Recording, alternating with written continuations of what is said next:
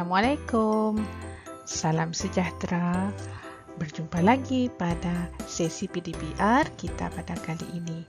Pada video kali ini, cikgu akan berkongsi video pengajaran bagi Bahasa Melayu tahun 5. Pada video kali ini, cikgu mengambil tema perpaduan.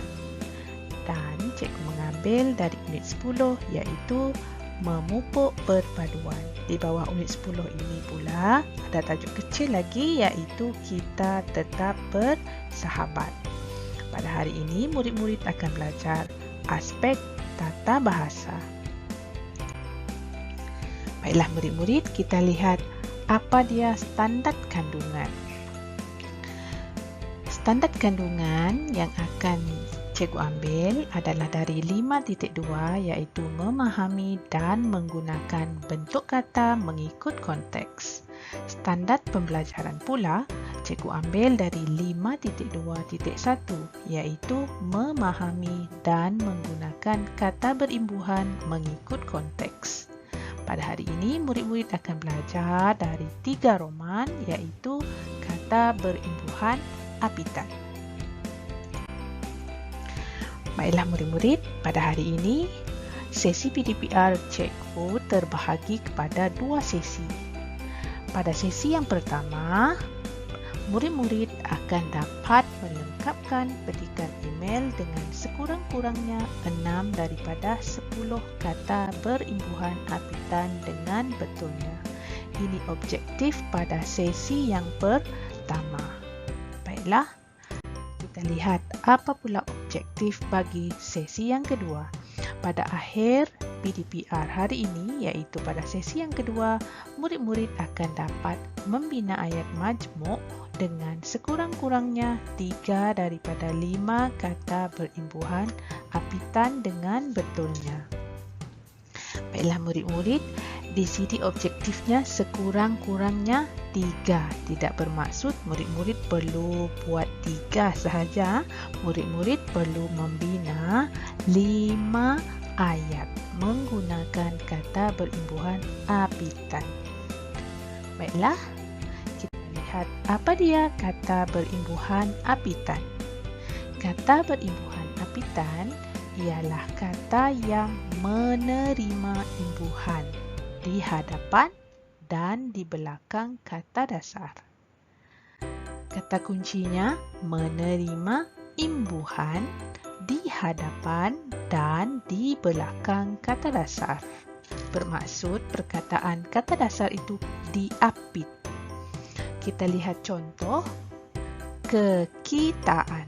Cikgu telah warnakan dengan berwarna biru untuk imbuhan di sini. Kekitaan, kata dasarnya ialah kita. Imbuhan di hadapan ialah ke dan di belakang ialah an.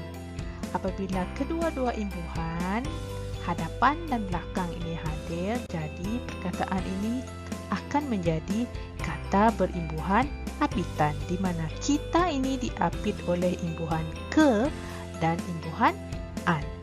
Baik, kita lihat contoh yang kedua. Persaudaraan. Kata dasarnya saudara. Imbuhan awalannya per, imbuhan akhirannya an. Jadi, perkataan ini kata berimbuhan apitannya jadi persaudaraan. Begitu juga dengan contoh yang ketiga, bersalaman. Baiklah, kita lihat perincian yang telah cikgu terangkan tadi. Perkataan kekitaan.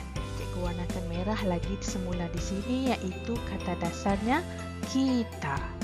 Imbuhannya ke, an. Ke awalan, an akhiran. Apabila hadir bersama-sama menjadi apitan.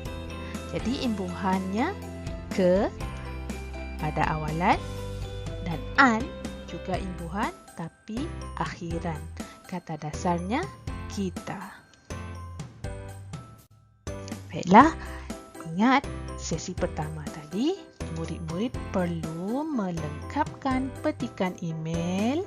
Petikan email ini ada dalam buku teks. Murid-murid boleh rujuk buku teks Bahasa Melayu tahun 5 pada pada halaman yang ke-80. Jadi nanti untuk latihan pada sesi yang pertama, pastikan murid-murid menyalin semula, maksud cikgu petikan email ini bulat-bulat sama macam dalam buku teks. Tapi tak perlulah tulis garisan ini ya, tak perlu.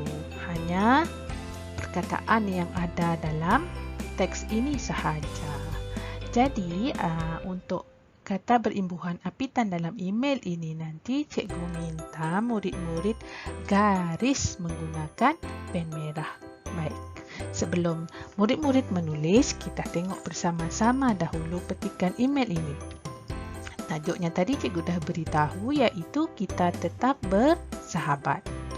Farisha mengirim email kepada rakannya untuk menceritakan aktiviti memupuk perpaduan kaum di sekolahnya.